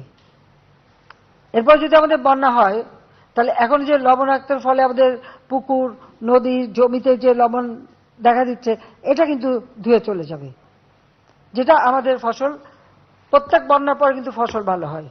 এটা কিন্তু সকলের মনে রাখা উচিত। কৃষিবিদ একজন আছে, এই গেল, আর আছে কিছু? ধন্যবাদ। আসসালামু আলাইকুম মাননীয় প্রধানমন্ত্রী, আমার নামে নাম, আমি দিল্লি থানায় কাজ করি। আমার প্রশ্ন হচ্ছে, এদেশে অনেক মানুষ, বিশেষ করে মহিলা, ভারতের বিভিন্ন জেলে মানবেতর জীবনযাপন করছে। কিছু টেকনিক্যাল কারণে তাদেরকে এদেশে ফেরত আনা যাচ্ছে না, বা আনা হয় না, বা আসতে পারছে না। সেখানে পররাষ্ট্র মন্ত্রণালয় এবং অর্থ মন্ত্রণালয়ের একটু হিসেব নিকেশ আছে। সেটা হচ্ছে, বাংলাদেশ হাই কমিশন দিল্লিতে লেবারদের ওয়েলফেয়ারের জন্য বা বিশেষ কোনো ফান্ড নাই, যার কারণে জেলে যারা আছে, জেল এক্সপায়ার হওয়ার পর মানবেতর অবস্থা আছে, ভারত দিতে চাচ্ছে, আমরা আনতে পারছি না অনেক সময় টাকার অভাবে। সামান্য একটা ফান্ড যদি বাংলাদেশ হাই কমিশনকে প্রোভাইড করা হয়, তাহলে ওই যে সমস্ত লোকজন ওখানে পড়ে আছে বিভিন্ন জেলে, পার্টিকুলারলি পুনে, বোম্বে, হায়দ্রাবাদ, বেঙ্গালোর, অনেক দূরে দূরে ইন্ডিয়াতে হাজার হাজার মহিলা ম্যাক্সিমাম। তো এই লোকগুলোকে আনার জন্য কয়েক হাজার, আপনারা না জানে বললেন, আমি বাংলাদেশ হাই কমিশনে আমি ছিলাম, আপনি তো ছিলেন, হ্যাঁ, ওখানে আছে, মানবতার জীবনযাপন করছে। অনেকে এসে আবার অনেকে যায়, হিউম্যান ট্রাফিকিং এর ইনভলভমেন্ট এটা, সেটা কোনো ব্যবস্থা করা যায় কিনা, একটা বিশেষ বরাদ্দ দিলে সামান্য না। আমি একটা কথা বলি, আমাদের কিন্তু ওখানে এটা টাকার কোনো বিষয় না, আমাদের প্রবাসী কল্যাণ মন্ত্রণালয় থেকে কিন্তু এসব ক্ষেত্রে টাকা ব্যয় করা হয়। কিন্তু যে সমস্যা হচ্ছে, এর মধ্যে অনেক জায়গায়, যেমন একবার শিশু পাচার, আমরা কিছু শিশু উদ্ধার করে নিয়ে আসি, আর এরকম মহিলা যদি কেউ পাচার হয়ে যায়, এমনকি এরকম একটা ঘটনা আছে যে স্বামী বিক্রি করে দিচ্ছে বউকে, আর তার জায়গাটা হয়ে গেছে পতিতালয়। তো সেখান থেকেও কিন্তু আমরা উদ্ধার করে নিয়ে আসছি, যখন আমরা যেটা খবর পাই আমরা কিন্তু উদ্ধার করে নিয়ে আসি। তো আজকে আপনি যেটা বলেন হাজার হাজার, আমি এ পর্যন্ত এটা কিন্তু আমরা কখনো শুনি নাই যে হাজার হাজার বিভিন্ন জায়গা আছে, ঠিক আছে বলছেন যখন, হ্যাঁ আমরা খোঁজ নেবো, আমি খোঁজ নেবো, এটা আমরা খোঁজ নিতে পারবো, খোঁজ নিলে আমরা নিয়ে আসবো, এটা কোনো ব্যাপার না, আমরা তো এর জন্য টাকা খরচ করি। এমনকি এবারে কোভিডের সময় যারা বাইরে আটকা পড়েছিল, কাজ পাচ্ছিল না, তাদেরকে এক জায়গায় যখন কোয়ারেন্টাইনে রাখা হয়, আমাদের প্রবাসী কল্যাণে ব্যাংকের থেকে আমরা কিন্তু তাদেরকে টাকা দিয়ে আর্থিক সহায়তাও দিয়েছি, কাজে এটা আমরা দেখবো। হ্যাঁ, ওইখানে আপনার কাছে ঠিক আছে, যদি থাকে আমাকে জানাবেন। যে এটা এই যে বৈদেশিক কল্যাণ মন্ত্রণালয় যেটা করে, এটা লেবার ওরিয়েন্টেড কান্ট্রিতে ওই ফান্ডটা আছে। ফান্ডে কোনো সমস্যাই নাই, নিয়মিত যখনই আমরা খবর পাচ্ছি সাথে সাথে তাদের কিন্তু ফেরত আনা হচ্ছে, নিয়মিত আনা হচ্ছে। ইন্ডিয়া থেকে আনা হয় না, বিভিন্ন এনজিও কাজ করছে সেখানে। আমাদের পররাষ্ট্র আমি মন্ত্রণালয়, জানি না ঠিক এনজিও যদি কাজ করে আমাকে জানান, আমাকে একটু ডিটেল দেন। যেখানে যেখানে আছে আমরা কিন্তু নিয়ে আসি। প্রবাসী কল্যাণ মন্ত্রণালয় থেকেও যেমন দেওয়া হয়, আর আমাদের পররাষ্ট্র মন্ত্রণালয় কাজ করেই যাচ্ছে। আর একটা ছোট্ট প্রশ্ন, আমার কথা, আমার মনে হয় আপনি একটা কাজ করেন, কোথায় কতজন, যদি আপনার কাছে তথ্য থাকে তালিকাটা দেন, আমি নিয়ে আসবো, কোনো অসুবিধা নেই। জি, আর একটা ছোট্ট প্রশ্ন, এটা হলো, হ্যাঁ বলেন। ভারতের বিশেষ করে আগরতলা এবং এই বর্ডারিং এরিয়াতে মুক্তিযুদ্ধে অনেকগুলো স্মৃতিচিহ্ন আছে যেগুলো ঠিকমতো ইয়ারমার্ক করা হচ্ছে না, ঠিকমতো যত্ন করা হচ্ছে না, ঠিকমতো সংস্কার করা হচ্ছে না। এই ব্যাপারে যদি একটু নজর ঠিক আছে, আমরা দেখবো। জি, ধন্যবাদ। হ্যাঁ,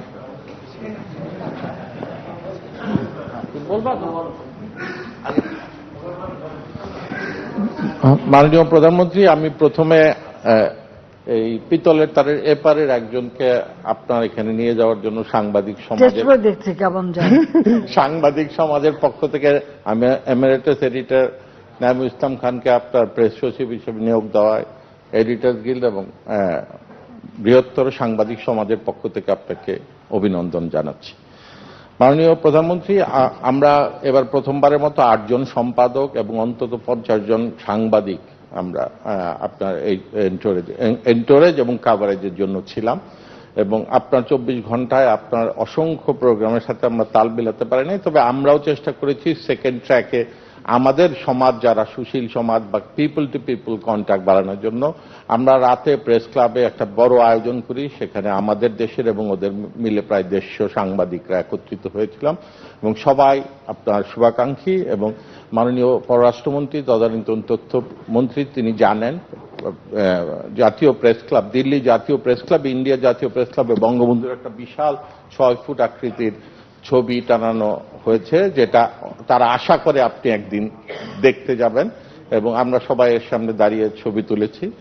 আরেকটা ব্যাপার, আমরা সেদিন সকালবেলা যারা ভারতে ডিপ্লোম্যাটরা এবং সুশীল সমাজের লোকজন যারা বাংলাদেশের সাথে খুবই সম্পৃক্ত, তাদেরকে নিয়ে একটা ব্রেকফাস্টের আয়োজন করি। পিনাক ভট্টাচার্য, তারপর বীণা সিকরি, পঙ্কজ শরণ, রিবা গাঙ্গুলি, এরা যারাই দেশে ছিলেন, অন্যরা তো আবার যারা চাকরিতে আছে তারা বিভিন্ন দেশের অ্যাম্বাসেডার, তারা থাকতে পারেনি, যারা রিটায়ার করে সিভিল সোসাইটি, তারা আপনাকে শুভেচ্ছা জানিয়েছেন, এবং আমি নিশ্চিত যে তারা বাংলাদেশেরই রাষ্ট্রদূত, তারা তাদের গভর্নমেন্টের সাথেও বাংলাদেশের ভালোর জন্য, তিস্তার পানির জন্য বাংলাদেশের মানুষকে হয়ে তাদের যুদ্ধ করে, তারাও আপনাকে শুভেচ্ছা জানিয়েছেন। মাননীয় প্রধানমন্ত্রী, আপনাকে বিশেষভাবে ধন্যবাদ। আমরা শুধু ভারতের একটি পত্রিকাও তো দেখলাম না যে আপনি যে ভারতের মধ্য দিয়ে এনার্জি ট্রানজিট তৈরি করে জলবিদ্যুৎ নিয়ে আসছেন নেপাল, যেটা ভুটান থেকেও শুরু হবে, সে নিয়ে দেশ বিক্রির কোনো কথা দেখলাম না। তবে আমরাও আপনাকে অভিনন্দন দেই না, আপনার বড় কষ্টের জায়গাটা বুঝতে পারি, আপনাকে এজন্য অভিনন্দন। ভারত কখনোই তার মাটির উপর দিয়ে ধরনের এনার্জি ট্রানজিট কখনো করেনি, বরং আমাদের দেশের উপর দিয়ে এবং দেশের ভেতর দিয়ে, তাদের দেশের ভেতর দিয়ে যে রেল রিংগুলি পুনঃপ্রতিষ্ঠা হয়েছে, সেজন্য আপনার ধন্যবাদই প্রাপ্য। কিন্তু আমরা নানা কথা বলছি। আরেকটি ব্যাপার নেত্রী, আমাদের স্বীকার করতেই হবে মাননীয় প্রধানমন্ত্রী, যে ডক্টর ইউনূসের বিষয়টি আমরা সাংবাদিক সমাজে যথেষ্ট এক্সপোজ করে তুলতে পারছি না। তার যে অপরাধের মাত্রা অনেক বিস্তৃত, 5,000 টাকা দিতে না পারলে টিনের চাল খুলে নিয়ে যায়, অথচ মাইক্রো ক্রেডিট ব্যাংক যেটা ম্যান্ডেট দিয়ে তৈরি ভূমিহীনদের লোন দেওয়ার জন্য, সেখান থেকে তার পৈতৃক প্রতিষ্ঠান দুলামিয়া প্রিন্টিংকে, যেখানে নিজে ডিরেক্টর, তার বাবা চেয়ারম্যান, লোন দিয়েছে 10 কোটি, বেড়ে হয়েছে 20 কোটি, সেখানে চাল খুলে আনেনি, ওয়েভার দিয়েছে, ঋণ খেলাপিদের মৌকুফ করেছেন তিনি। এই জাতীয় জিনিসগুলি নোট করে নেওয়া উচিত ভালো করে। এই জাতীয় জিনিসগুলি আমরা বিশ্বের দরবারে তুলতে পারি না। আরেকটা জিনিস নেত্রী, এই অর্থে আপনার একটু দায় আছে যে ডক্টর ইউনূসকে ব্র্যান্ডিং এর যে পরিকল্পনা আপনিও কম বেশি ব্যবহৃত আপনিও তার মাইক্রো ক্রেডিট সামিটে যে হাজিরে ডক্টর ইউনূস আসলে গুচি লুই ভিউটনের মতো একটা ব্র্যান্ড 25% হচ্ছে খরচ, 75% হচ্ছে বিজ্ঞাপন। এর মাধ্যমে এ ধরনের ব্র্যান্ড তৈরি করা হয়। এই ব্র্যান্ড পৃথিবীর 3 দেশে তৈরি করা হয়েছিল। 111 এর আমলে ডক্টর ইউনূসকে বাংলাদেশের প্রধানমন্ত্রী বানাবে, আল বারাদে অ্যাটমিক এনার্জির একজন আল বারাদেকে মিশরের রাষ্ট্রপতি বানানোর জন্য তাকেও নোবেল দেওয়া হয়েছিল। ইরানের এক ভদ্র মহিলা শিরিন আবাদি, তাকেও নোবেল দেওয়া হয়েছিল ইরানের রাষ্ট্র ক্ষমতা গ্রহণ করার জন্য। 3 জনের একজনকেও জনগণ গ্রহণ করে নাই। তারা নোবেল পুরস্কার দিয়ে সংকটকালে পাঠায় এবং ডক্টর ইউনূসের ইমেইল আর SMS সম্পর্কে আপনি হয়তো তথ্যটা পাননি। উনি 5টি উত্তর পেয়েছিলেন, 3টি SMS, 2টি ইমেইল। উনি যে জাতিকে লিখেছিলেন আপনারা কে কে আমাকে সমর্থন করেন এবং আমার কাছ থেকে কি চান আমাকে ইমেইল এবং SMS এর মাধ্যমে জানান। তারা তো উন্নত রাজনীতিবিদ, জনসম্পৃক্ত তো নাই, ইমেইল এর মাঝে আসতে হয়। উনি 3টি SMS আর 2টি ইমেইল পেয়েছিলেন তার সমর্থনে। মাত্র 3টি? হ্যাঁ জি, সেদিন থেকে উনি সিদ্ধান্ত নেন যে আমি সত্যি এটা জানতাম না, রাজনীতি তার পক্ষে করা সম্ভব না। এইটুকুই আপনাকে জানা। আর আরেকটা ব্যাপার নিচ্ছি, আপনার যে পানি নিয়ে যে চিন্তা, বঙ্গবন্ধুর যে চিন্তা, আপনি এই চিন্তাটা ভারতের মাঝেও সঞ্চালিত করেন। এটা বিচ্ছিন্নভাবে তিস্তা, গঙ্গা এগুলি নিয়ে হবে না। বেসিন ভিত্তিক সামগ্রিক আপস্ট্রিমে পানি জমিয়ে রাখা, ড্রেজিং এবং ইরিগেশন সব মিলে ইন্টিগ্রেটেড চিন্তা ভাবনা যেটা আপনার মধ্যে আছে। ভারত যে কারিগরি দল পাঠাবে আপনি তাদেরকে এইটাই বলেন এবং তাহলে সব সমস্যা একবারেই সমাধান হবে। আপনাকে অসংখ্য ধন্যবাদ। আসলে গ্রামীণ ফোনের মাধ্যমে তো মেসেজ দিতে বলেছে, যেখানে কিন্তু আরেকটা জিনিস ছিল, এটা আপনারা ভুলে গেছেন, যেটা আমার মনে হলো আপনার কথা শুনে। ওই গ্রামীণ ফোনে মেসেজটা দিলে গ্রামীণ ফোনের একটু ইনকাম হবে, সে ব্যবসাটার দিকেও দৃষ্টি নজর ছিল। তা আমি এটা জানতাম যে মাত্র 3টে SMS আর 2টা ইমেল। আমি তো যখন অবশ্য জেলে বন্দি, আমার তো জানারও সুযোগ ছিল না, তখন আমি কারাগারে বন্দি ছিলাম। মাননীয় প্রধানমন্ত্রী, আসসালামু আলাইকুম। আমি সাম্প্রতিক সময়ে একটি বিষয় আপনার নজরে আনতে চাচ্ছি, সেটি হচ্ছে দেশব্যাপী আপনি জানেন যে ছোটখাটো হলেও একটা আতঙ্ক তৈরি হয়েছে রাসেল ভাইপার্স বা যে চন্দ্রবোড়া সাপ নিয়ে। তো এটা যতটুকু না প্রকারান্তরে আছে দৃশ্যত, তার চেয়ে বেশি আমার ধারণা যে সোশ্যাল মিডিয়ার কারণে হয়েছে। যাই হোক, একটা আতঙ্ক তৈরি হয়েছে, এটা ঠিক আছে। যেমন ধরুন, আমরা সারা দেশেই তো সারা বছরই বন্যা হয়, কিন্তু ঢাকায় আমরা যা বসবাস করি, ঢাকায় পানি না ঢুকলে আমরা মনে করি না দেশে বন্যা হচ্ছে। যখন ঢাকায় নিজের ঘরে এসে পানি ঢুকে তখন মনে করি বন্যা হচ্ছে। তো রাসেল ভাইপার ছড়াচ্ছে, কারণ বছরখানেক আগে যখন একবার একটা দুটো পাওয়া যেত, এখন প্রায়শই পাওয়া যায়। তো এটা প্রকৃতির একটা ভারসাম্যহীনতা আমার কাছে তো নিশ্চয়ই মনে হয়। এবং হঠাৎ করে এটা বাড়লো কেন, এটা একটি কথা। আমি যেটা আপনার দৃষ্টি আকর্ষণ করছি, যেমন আমি আমার ব্যক্তিগতভাবে বলি, গত 1 মাস যাবৎ আমি কিন্তু কোনো শুটিংয়ে যাচ্ছি না, কারণ আমার কাজই হচ্ছে মাঠে, ময়দানে, পানিতে। ভয় লাগে, সাপ ভয় কে না করে, সবাই সাপকে ভয় করে। এবং কৃষকও কিন্তু একটু ফসল কাটতে যেতে ঠিক সায় পায় না, খুব স্বাভাবিকভাবে ভয় পায়। তো এই বিষয়টি আপনি একটু দেখবেন, কারণ আপনার মন্ত্রণালয়গুলো সবাই বক্তব্য রেখেছে, কিন্তু এটাকে একেবারে এভাবে ছেড়ে দেওয়াটা আমার মনে হয় ঠিক না। একটু কি করবেন কি না, সচেতনতা তৈরি করাটাই তো এখানে প্রধান। অবশ্যই সচেতনতা তৈরি করাটা এখানে প্রধান, কারণ শুনে এটা তো পরিবেশের ভারসাম্য রক্ষার জন্যই জীবজন্তু, তাই না? অবশ্যই মেরে ফেলছে, এটা তো ঠিক না। এটা আর কিছু না, যারা চলে তারা একটু সতর্ক হয়ে চলতে হবে। আর আমি একটা জিনিসে বিশ্বাস করি, সেটা হলো জীবজন্তু, পশু, সাপ যাই বলেন, এরা কিন্তু খামাখা কোনোদিন কোনো মানুষকে আক্রমণ করে না, যদি না তারা ভীত হয়ে যায় বা আক্রান্ত হবার ভয় থাকে। তাছাড়া তারা কিন্তু কোনোদিন কারো ক্ষতি করে না, এটা আমার নিজের দৃঢ় বিশ্বাস এবং এটা আমি নিজেও দেখেছি। আমরা তো যখন মাছ ধরতে বসি কতদিন দেখি সাপ যাচ্ছে। আমি যেখানে বসতাম তার নিচেই একটা পুকুর, ওর মধ্যে বেশ ভালো মুখ বের করে এত বড় একটা সাপ, কোনদিন আমাদের কাটেনি। তো ভয় করলে মানুষকেই ভয় করতে হয়, জীবজন্তু সাপকে না। আমরা আমরা মাননীয় প্রধানমন্ত্রী, আমরা ইতিমধ্যে ঠিক আছে, বলুক। না বলবো মাননীয় কয়েকদিন পর একটা সুযোগ পাই, বলুক না। আচ্ছা, মাননীয় প্রধানমন্ত্রী, আমার একটু প্রশ্ন। আমি মোস্তফা কামাল, আমি খবরের কাগজের সম্পাদক। মাননীয় প্রধানমন্ত্রী, চান্স পাচ্ছে না। আপনি আরেকটি বড় দেশ সফরে যাচ্ছেন, চীন। চীনও আমি জানি যে আপনি আপনার সঙ্গে চীনের প্রেসিডেন্টের সঙ্গে ব্যক্তিগত সম্পর্ক, রাষ্ট্রীয় সম্পর্ক তো আছেই, এবং আপনি তিস্তা নিয়ে বলেছেন, কিন্তু তিস্তা নিয়ে চীন অনেক দূর এগিয়েছে, তারা একটা বৃহত্তর প্রকল্প করতে চায়।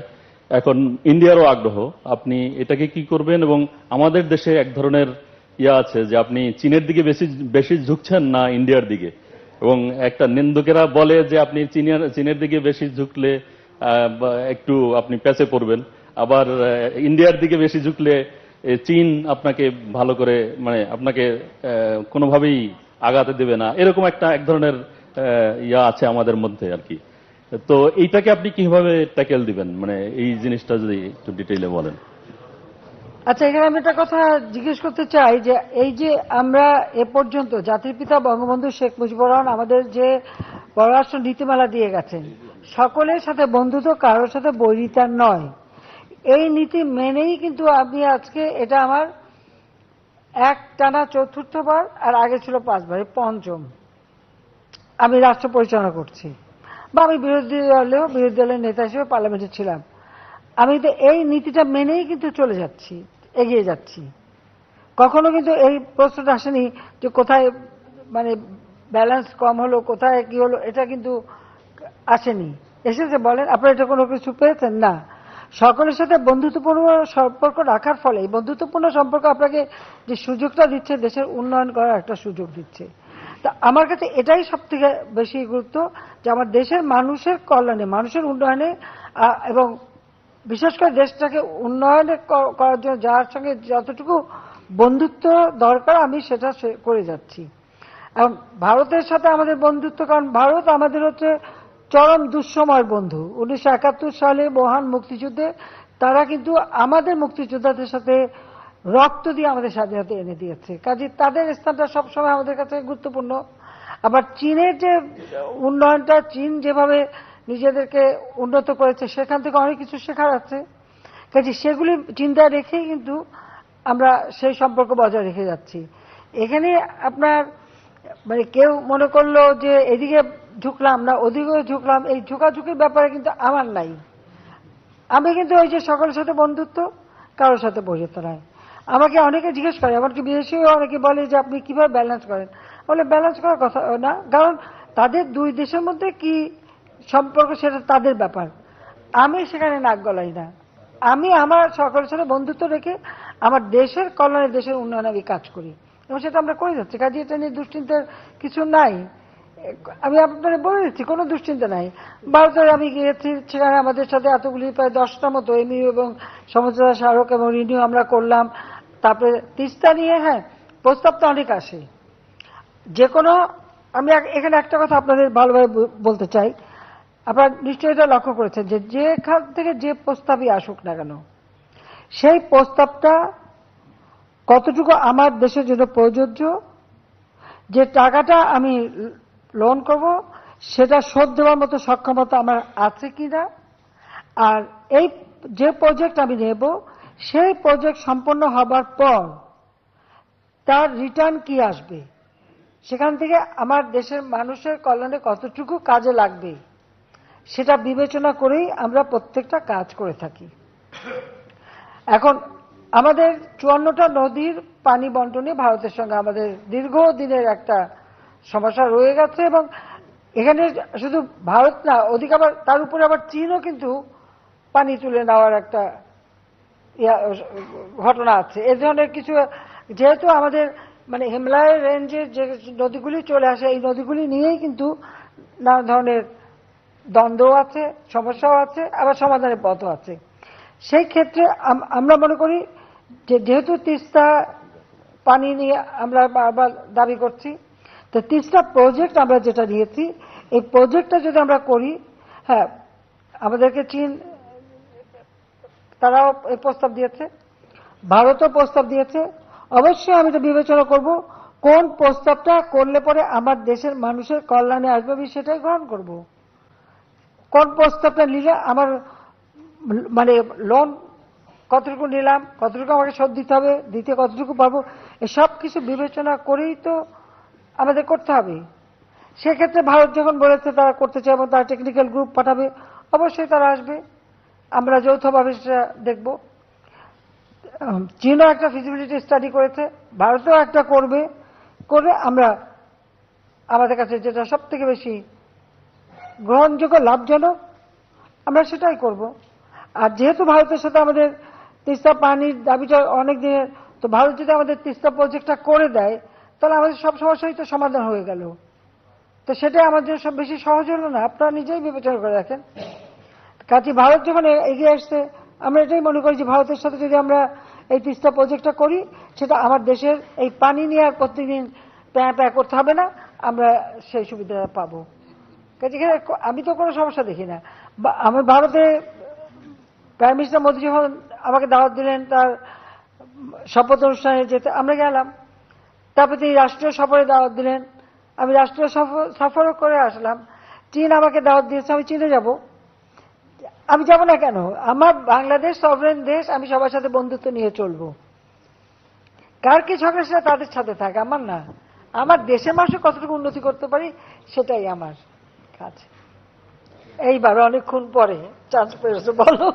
মাননীয় প্রধানমন্ত্রী, আমার নাম রাহুল রাহা, আমি নিউজ 24 টেলিভিশনে কাজ করি।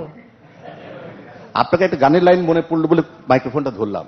আচ্ছা, গুড। 96 সালে আপনি নির্বাচনের আগে একটা প্রচারণা চলছিল বাংলাদেশ বিক্রি হয়ে যাবে। তখন আমাদের বড় ভাই লুৎফর রহমান রিটন একটা কবিতা লিখেছিলেন যে ইদানিং শোনা যাচ্ছে বাংলাদেশকে কারা নাকি ভাই বিক্রি করতে চাচ্ছে। বিস্মিত এক দোকানি বলে, একই কথা, হায় আল্লাহ, বাংলাদেশকে মাপতে লাগবে কত বড় দাড়ি পাল্লা। সুর দিয়ে বলো। হ্যাঁ, সুর দিয়ে বলো। আপনাকে আমি ঘরে গিয়ে সুর দিয়ে বলবো এখন। হ্যাঁ, তুমি গানের সুর দিয়ে বলো। সুর দেওয়া আছে, এটা সুর করেছি এবং আমরা বিভিন্ন কালচারাল অর্গানাইজেশন যখন গিয়েছিলাম আপনার পক্ষে, এটা আমি আপনার বাসায় গিয়ে সুর দিয়ে শোনাবো। এখন একটা প্রশ্ন, আপনি খেয়াল করেছেন ল্যান্ড বাউন্ডারি এগ্রিমেন্ট সাইনিং এর সময় কোন ধরনের প্রতিবন্ধকতা ছাড়া ভারতের প্রত্যেকটা এমপি আপনাকে সমর্থন দিয়েছে। ভারতের প্রত্যেকটা এমপি আপনাকে সমর্থন দিয়েছে এবং বোঝা যায় ভারতে আপনার গ্রহণযোগ্যতা কতখানি। এটা যদি ব্রিটিশ আমল হতো আর আপনি যদি নির্বাচন করতেন, ফলাফল ভারতের জন্য কি হতো কে জানে। তো অভিন্ন ল্যান্ড থাকতো। ফলে আমি বলছি যে আপনার জনপ্রিয়তা ভারতে এখানে।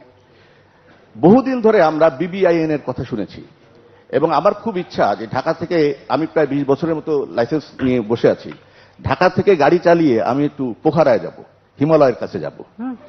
হিমালয় থেকে সুন্দরবন হঠাৎ বাংলাদেশ, তা বঙ্গোপসাগর থেকে হিমালয় পর্যন্ত আমি গাড়ি চালিয়ে যাব, এটা আমার খুব ইচ্ছা। কিন্তু এটা এখনো পর্যন্ত হয়নি। কিন্তু রাস্তাঘাট কিন্তু তৈরি হয়ে গেছে আপনার কল্যাণে, আমাদের এই অঞ্চলের উন্নয়নের কল্যাণে। এই কাজটা কতদূর এগিয়েছে? কিন্তু এখন তো যাওয়া যায় তো। কিন্তু সে তাও না যাচ্ছে, অনেকে যায়। ইজি প্রসেস না, ইজি প্রসেস না। এটা সার্বজনীন ভাবে ইজি করা যায় কিনা বা কত দূরে সেইটা একটু। আর একটা হচ্ছে যে আপনি জানেন কিনা, সেটা তো লাগবে, কিন্তু যাওয়া যায়, যাচ্ছে তো, অনেক টুরিস্ট যাচ্ছে। আর একটা জিনিস আপনি জানেন কিনা, ইউকে সুপ্রিম কোর্ট যুদ্ধাপরাধী চৌধুরী মঈনুদ্দিনের এক্সট্রাডিশনের ব্যাপারে একটা রায় দিয়েছে। সেই রায়ে এসে বাংলাদেশের যুদ্ধাপরাধের বিচারের প্রক্রিয়া নিয়ে আপনি জানেন যে আমি আপনাকে কপিও পাঠিয়েছিলাম হোয়াটসঅ্যাপে। সেই ব্যাপারে তার এই যে ঘটনাটা ঘটেছে, যে আমাদের বিচার ব্যবস্থার প্রতি একটা গ্লোবাল এক ধরনের দৃষ্টিভঙ্গি তৈরি হতে পারে। এই বিষয়টা সরকার প্রধান হিসেবে আপনি কিভাবে দেখছেন? না, ওইটা নিয়ে অলরেডি কথা হয়েছে, আইনমন্ত্রীর সাথেও কথা হয়েছে এবং সেটা নিয়ে যা যা ব্যবস্থা নেওয়া দরকার আমরা নিচ্ছি। ইতিমধ্যে আমরা সঙ্গে সঙ্গে ব্যবস্থা নিচ্ছি। আর বিবিআইএন আমরা করেছি, এখন কিন্তু যাওয়া যায়, যেতে খুব একটা সমস্যা হয় না, অনেকেই কিন্তু যাতায়াত করে। তাও তো মাননীয় প্রধানমন্ত্রী না,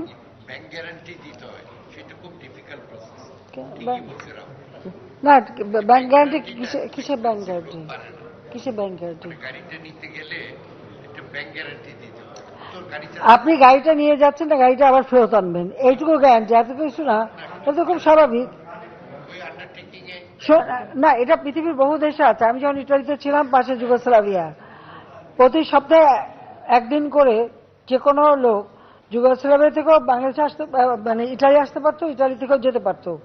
এমনকি ওরা আসতো এখান থেকে ইলেকট্রনিক জিনিস কিনতে। আর ইটালি ওই টিএস থেকে ওখানে যেত, তারা ওই মাংস, মদ, সবজি, ফল এগুলি নিয়ে আসতো, এবং তার একটা লিমিট করা ছিল যে একটা পরিবার এত পরিমাণ আনতে পারবে। এটা একদম ওদের ওপেন ছিল, আপনি সপ্তাহে একদিন যাবেন, বাজার করে নিয়ে আসবেন। তা আমাদের প্রতিবেশী দেশের সাথে আমাদের সেরকম সব ব্যবস্থা থাকা উচিত, তাতে দুই দিকেই আমাদের লাভ হবে। অবশ্য আমরা বর্ডার হাট করব, এখানে আরেকটা কথা বলা হয়নি, আমরা আরো 7টা বর্ডার হাট করব, সেটা আমরা সিদ্ধান্ত নিয়েছি, এবং সেগুলি জায়গা এবং এই আমরা মানে খোঁজ নিয়ে তারপর করে দেবো। সাউথ মাননীয় প্রধানমন্ত্রী, আমি ইউএনপি সংবাদ সংস্থার পক্ষ থেকে বলছি। আমার নাম নাহার খান। আমার একটি প্রশ্ন আজকে, ভারত সফরকালীন প্রধানমন্ত্রী মোদী ছাড়াও বিরোধ নেত্রী সোনিয়া গান্ধীর সাথে সাক্ষাৎ করেছেন। এই সাক্ষাৎ কি সৌজন্যমূলক ছিল, না আপনাদের দুজনের মধ্যে অর্থপূর্ণ কোনো আলাপ আলোচনা হয়েছে? ধন্যবাদ। সোনিয়া গান্ধী। জি, আমি তো বললাম আমার সঙ্গে ভারতের প্রত্যেক দল সকলের সঙ্গে একটা ভালো বন্ধুত্বপূর্ণ সম্পর্ক আছে, আর বিশেষ করে সোনিয়া গান্ধী বা তার ছেলে মেয়ে বা প্রণববাবু তার ছেলে মেয়ে, আমাদের একটা পারিবারিক সম্পর্ক আছে। কাজী ইন্দিরা গান্ধীর পরিবারের সাথে আমাদের পরিবারের একটা পারিবারিক বন্ধন আছে, সেটা সকল রাজনীতি সবকিছুর ঊর্ধ্বে। কাজে এটা নিয়ে আমার মনে হয় এত চিন্তা করার কিছু নেই। সরকারকে ধন্যবাদ, আমার শেষ করে দিই। মাননীয় প্রধানমন্ত্রী, চা খাবো। আমি একটা ছোট প্রশ্ন ঠান্ডা হয়ে যাচ্ছে, চা ঠান্ডা হয়ে যাচ্ছে। আজকের মতো প্রেস কনফারেন্স এখানে শেষ হবে। মাননীয় প্রধানমন্ত্রী, আপনাকে অনেক ধন্যবাদ, এবং আপনি অনুমতি দিলে অনুষ্ঠান শেষ করি। ধন্যবাদ মাননীয় প্রধানমন্ত্রী, আপনাদের সবাইকে খোদা হাফেজ। জয় বাংলা, জয় বঙ্গবন্ধু, বাংলাদেশ চিরজীবী হোক। একটু আপ্যায়নের ব্যবস্থা আছে আপনাদের জন্য, আমন্ত্রণ সেখানে